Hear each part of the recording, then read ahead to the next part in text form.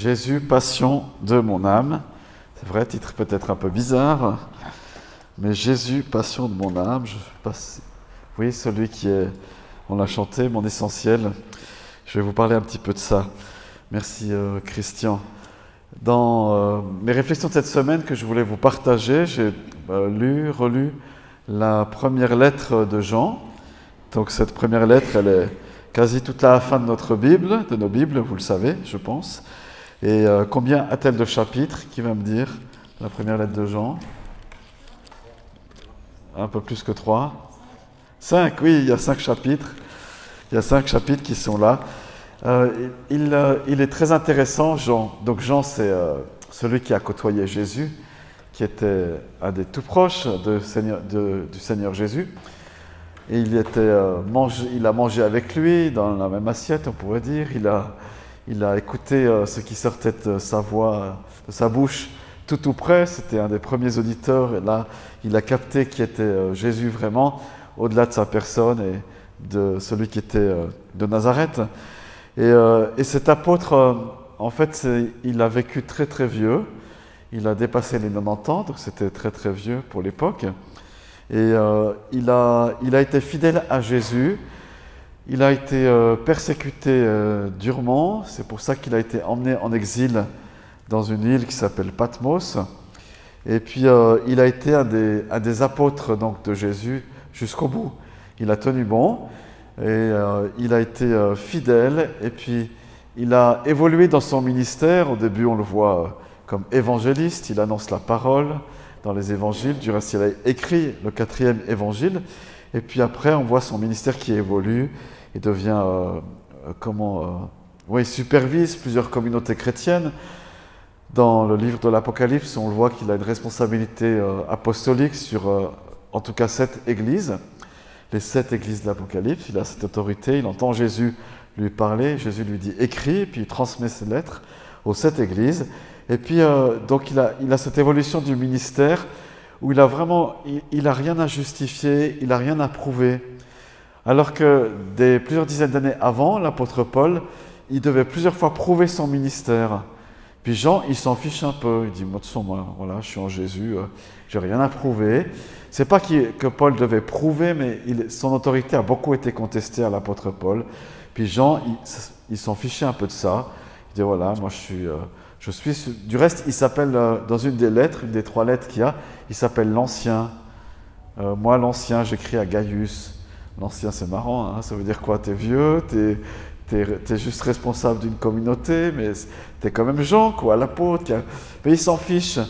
En fait, pour Jean, dans tout cet écrit, on va voir plusieurs passages, et dans les 3 lettres, dans son évangile aussi, il s'en fiche complètement des titres.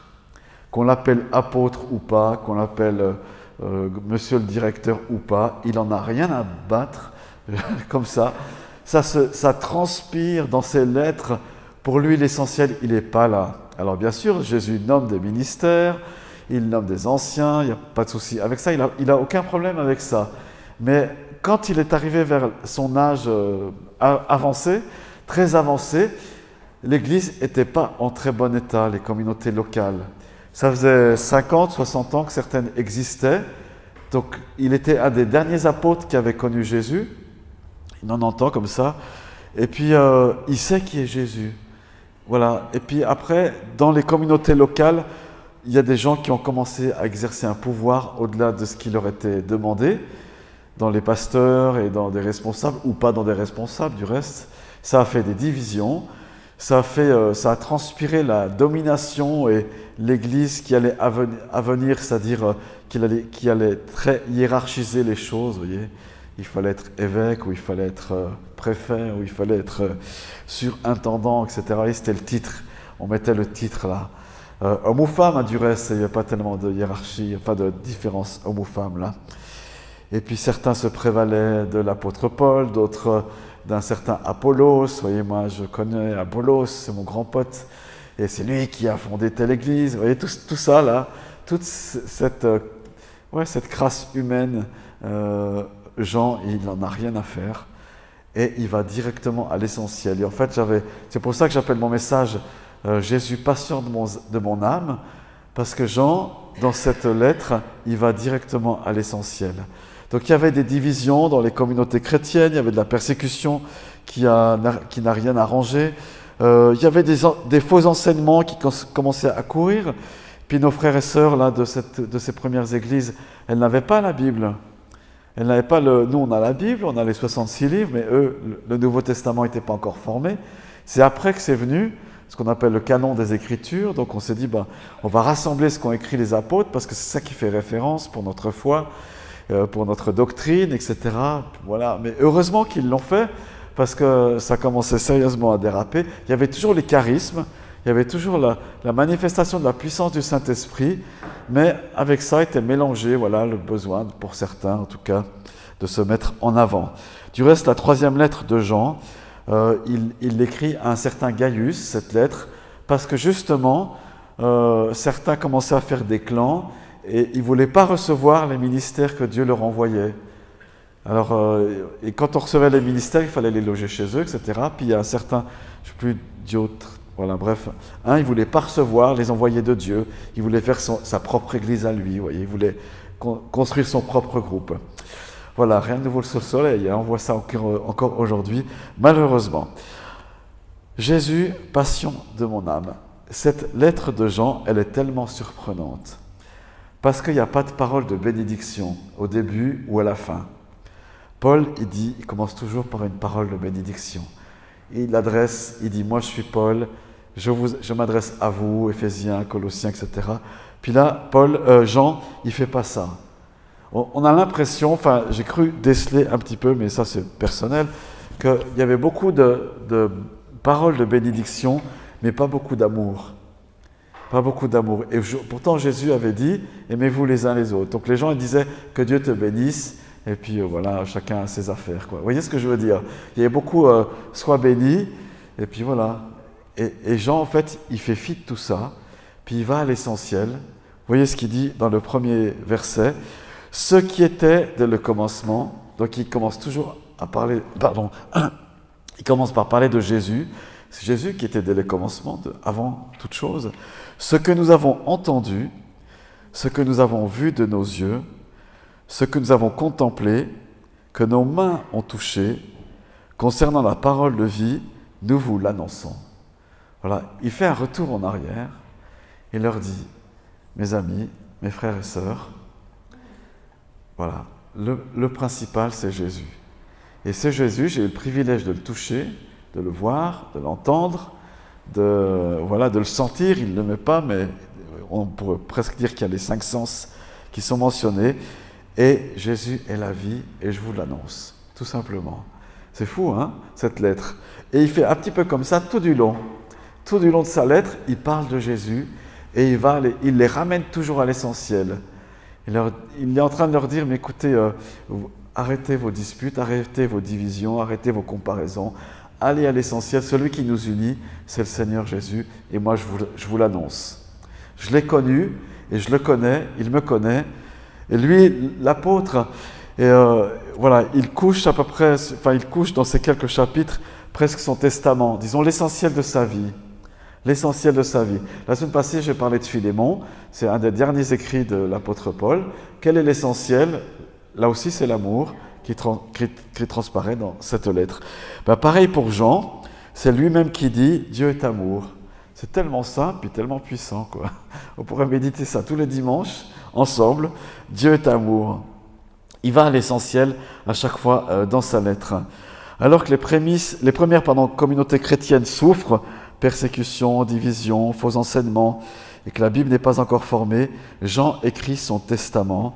C'est l'entame là, de ce premier chapitre qui est très intéressant. Je vous annonce la vie. Il dit ça à ses lecteurs, à ses auditeurs. Certains pensent que, en fait, ce n'est pas une lettre que Jean aurait écrite, mais c'est plutôt une prédication qu'il aurait faite. Bon, ça c'est un peu une supposition, mais pourquoi pas? Ça, en tout cas, une partie, on pourrait dire que c'est non pas une lettre, certains parties, c'est une prédication de l'apôtre Jean, pourquoi pas? Mais bon, dans le chapitre 2, il dit « Je vous écris », donc c'est quand même une lettre. Alors que dit-il dans ces 5 chapitres? Enfin, je vais prendre quelques portions sur qui est Jésus pour l'apôtre Jean. Et j'espère que ça va nous donner envie de le connaître un peu plus. Alors tout d'abord, Jésus, ce n'est pas le chef en haut de l'Église d'abord, il est la vie. Il est la vie. Et il s'est présenté à moi, dit Jean, comme la vie. Il s'est présenté en premier comme la vie. Il a renversé pas mal de lois, de dogmes, de coutumes, parce qu'il est la vie. Et il est d'abord la vie, et il engendre la vie. Il le présente au verset 1er comme la parole de vie. Une parole qui est vivante et qui donne la vie. Et il est lui-même la vie éternelle. C'est pour ça qu'il te donne la vie éternelle. Tu ne peux donner que ce que tu as, tu es d'accord, hein? On peut donner que ce qu'on a, on ne peut pas donner ce qu'on n'a pas. Bon, les cartes de crédit nous aident à donner ce qu'on n'a pas un petit peu, ou acheter des choses. Mais Jésus, il est la vie et il donne la vie. Simplement, et c'est là le principal et l'essentiel. Non seulement il la donne, mais avant ça, il la promet. Chapitre 2, verset 25. Jésus promet la vie éternelle. Et cette promesse, elle est sûre et certaine. Si tu as accueilli Jésus comme la vie, tu as la vie éternelle. La vie pour toujours. Et qu'est-ce qu'elle est petite, cette vie terrestre? Quelques dizaines d'années qui sont là pour toi et moi. Alors les jeunes qui m'écoutent, ils ont dit, ça y est, ils déraillent. La vie est courte. Non, mais c'est pas possible. Elle n'est pas courte. Si, elle est très courte. Elle est toute petite et Jésus donne la vie éternelle. Vous savez que ce n'est pas possible de l'avoir sans lui. Jésus, le chemin, la vérité et la vie. Il promet la vie et au 3, verset 16, il donne la vie, tout simplement, encore une fois. Et il insiste plusieurs fois, je n'ai pas tout noté, que Jésus est la vie et qu'il donne la vie. C'est un refrain qui vient dans les 5 chapitres. Donc dites avec moi, Jésus est la vie, et il me donne sa vie. J'ai la vie éternelle en Jésus. Voilà, on a la vie éternelle en lui. Jésus est la vie. Quand notre vie spirituelle plafonne, je ne sais pas si ça vous arrive, hein, vous avez le sentiment de plafonner des fois, dans votre vie spirituelle, dans votre marche avec Jésus. Des fois, on a un peu l'impression qu'on peut tourner en rond, que nos prières se répètent. Je ne sais pas, peut-être le seul. Mais quand ta vie plafonne, Jésus te donne sa vie. Et il donne un rafraîchissement comme ça. Et c'est bon de prier qu'il rafraîchisse ta vie. Je le fais assez souvent. Seigneur, rafraîchis ma vie. Rafraîchis ma vie. Génial. Bienvenue, Denis. Tu voulais être incognito, mais bienvenue. Ouais, super de te voir. Bienvenue. Bonsoir. Je parlais de Jésus qui est la vie, tout simplement, et il donne la vie, et la vie éternelle. C'est le remède qui nous empêche de plafonner, spirituellement parlant. Que dit l'apôtre Jean dans sa lettre? Non seulement que Jésus est la vie, mais Jésus est l'essentiel et il a plein de vertus. Parce que ça commençait à discuter. Il y en a qui disaient, ouais, mais Jésus, c'est pas vraiment lui qui est mort sur la croix, c'est son double. Enfin, il y avait des doctrines complètement loufoques qui commençaient à circuler comme ça. Et l'apôtre Jean, il leur dit, mais c'est Jésus, le parfait homme et le parfait divin, qui est mort sur la croix. Il ne faut pas découper tout ça. Il est le seul qui a un sang qui est purificateur. C'est le seul qui peut purifier vos péchés. C'est le seul qui peut laver vos péchés. Et là, on a quelque chose d'extraordinaire parce que même pas siècles après, il va commencer à y avoir naître dans les églises l'histoire de pouvoir payer pour ses péchés ou payer pour ses ancêtres, etc. Puis Jean, il est là, il écrit « Jésus, le sang est tout suffisant pour pardonner et purifier les péchés. Si tu viens à lui. » Voilà, il l'appelle le sang purificateur. Il appelle le sang purificateur au verset 7 du premier chapitre. Il est fidèle et juste pour te pardonner tes péchés, sans qu'on paye, sans qu'on marche à genoux pendant des kilomètres. Tout ça, c'est offert. Gratuit, le pardon des péchés, la valeur.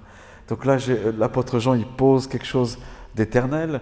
Lui seul peut pardonner les péchés, Jésus. Et puis, si tu te sens accusé, Jésus, et il aime bien ça, l'apôtre Jean, il est l'avocat et le défenseur. L'avocat qui te protège. L'avocat qui te protège du jugement à venir. L'avocat qui te défend face à l'adversaire parce qu'il a vaincu l'adversaire.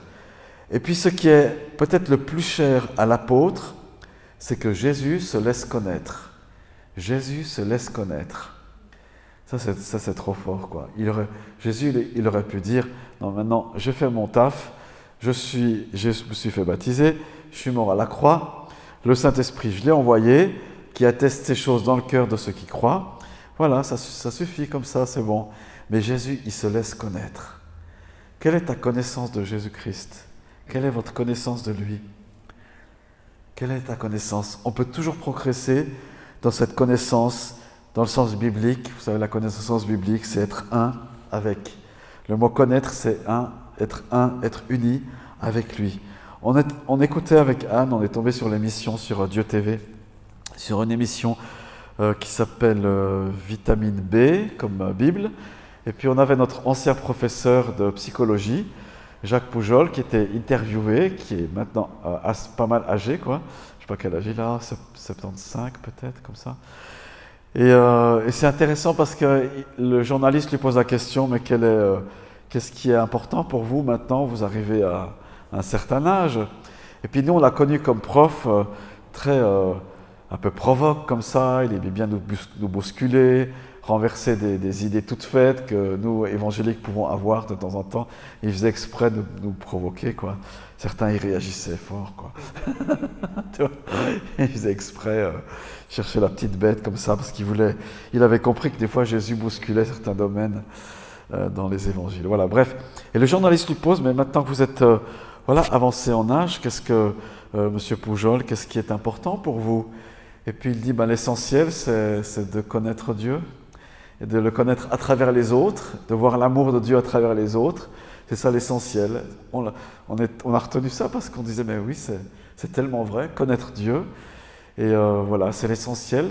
Et on n'est pas obligé d'être à la fin de sa vie pour connaître Dieu et apprendre à le connaître parce que Jésus se laisse connaître. Et j'aime bien faire cette prière de temps en temps aussi. Seigneur, qu'est-ce que tu es en train de faire dans ma vie? Parce que ça me permet de mieux te connaître. En fait, ce que l'Esprit fait maintenant dans ma vie, dans tel ou tel domaine, ça permet de mieux me connaître. Est-ce que tu laisses Jésus te connaître, te rencontrer, afin que tu le connaisses mieux? Parce qu'il aime faire ça, il aime se révéler comme cela. Le Saint-Esprit qui est là nous parle de Jésus, il rendra témoignage de moi. Alors le Seigneur Jésus, le Saint-Esprit qui est là, il rend témoignage de Jésus, il parle de lui.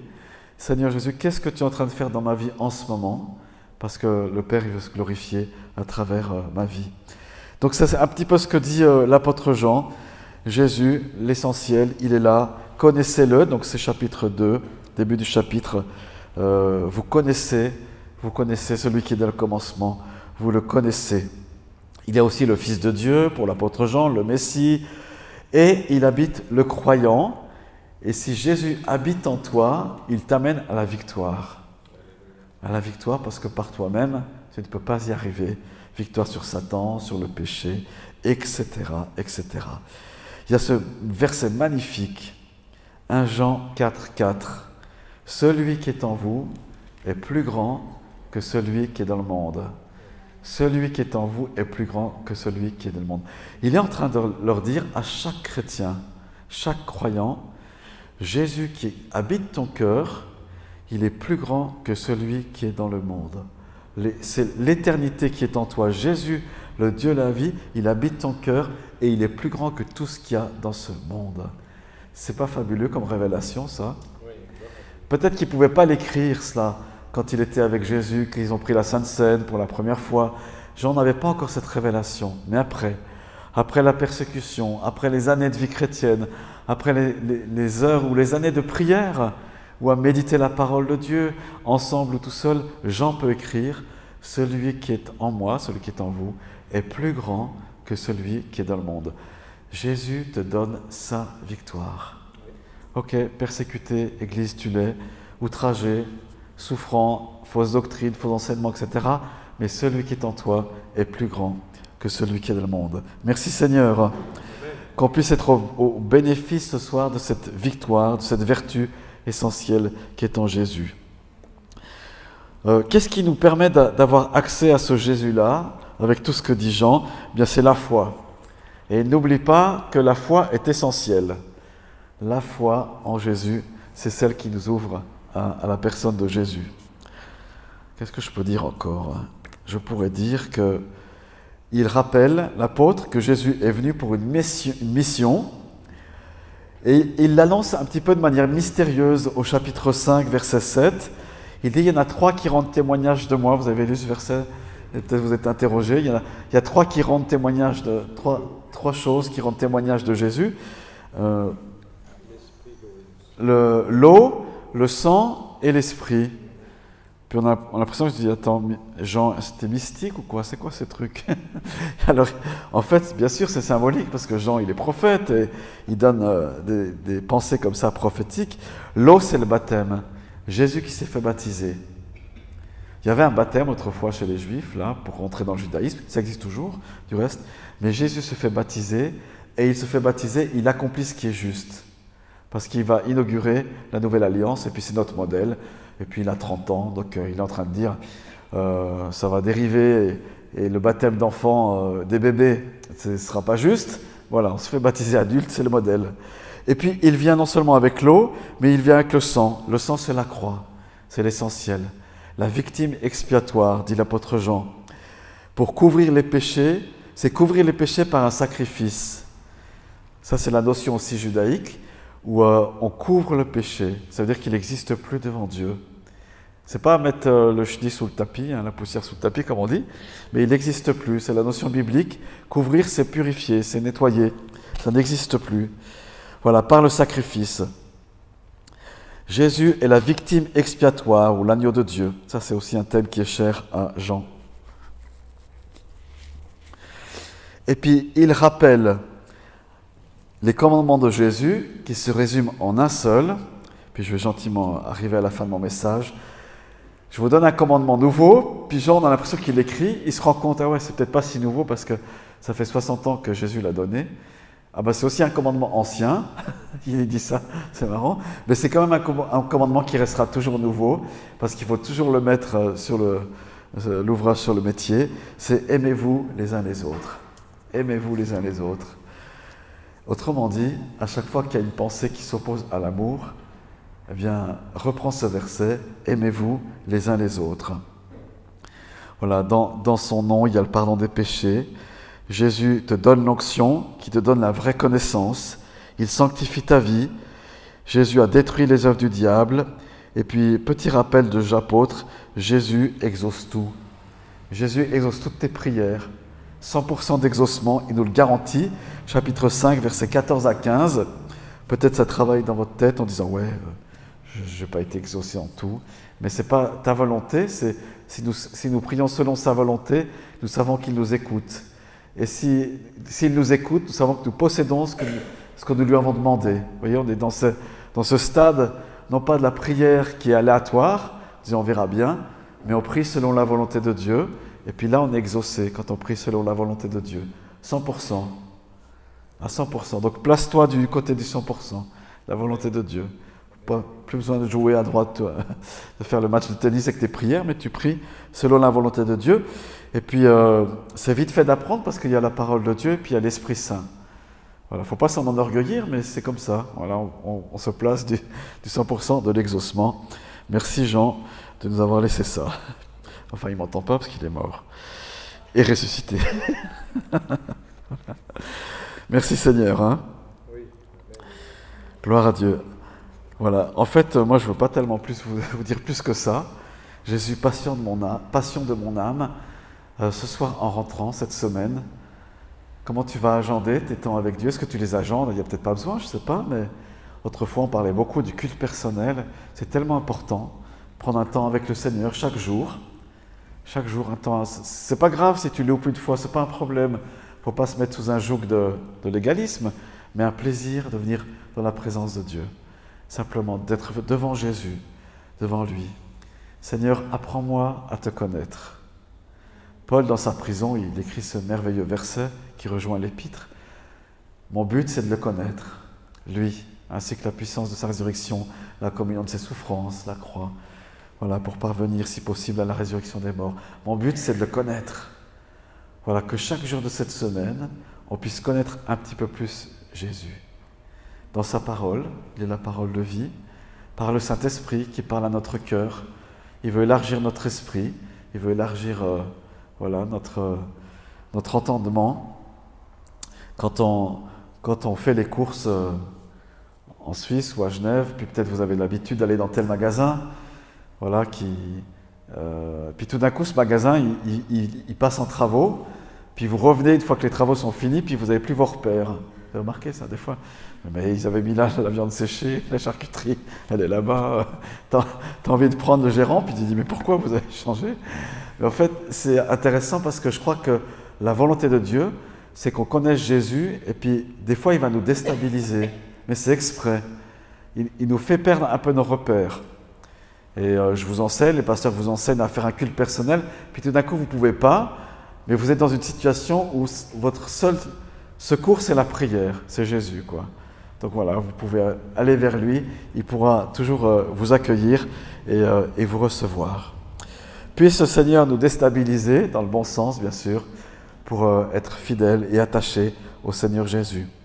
Père Céleste, j'aimerais te remercier parce que tu as donné Jésus. C'est lui qui est notre Sauveur, notre Messie, mais c'est lui que tu veux qu'on connaisse. C'est lui qui est venu pour qu'on connaisse le Père comme lui le connaît. Et Jésus, tu es là. Merci parce que tu es l'envoyé de Dieu. Tu es présent et tu ouvres tes bras, ton cœur, tes mains percées en disant « Connaissez-moi davantage, apprenez à me connaître ». Seigneur, je te prie que tu nous débarrasses des choses, des barrières ou des choses rigides qu'on a pu placer, des ornières qu'on a pu se placer dans nos vies et qui sont un peu des obstacles ou qui sont devenus peut-être des choses qui manquent de fraîcheur dans la relation et dans la communion avec toi. Seigneur, viens les ôter, on te les apporte. Notre routine qui est peut-être parfois devenue train-train, prends-les, Seigneur. Je prie que chacun de mes frères et sœurs et moi-même, on puisse te connaître.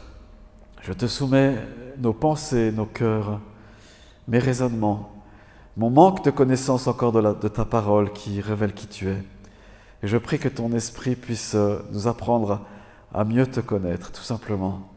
Merci Saint-Esprit de mettre un bon dépôt, une bonne révélation encore fraîche de la personne de Jésus, de ce qu'il veut faire, de ce qu'il veut dire.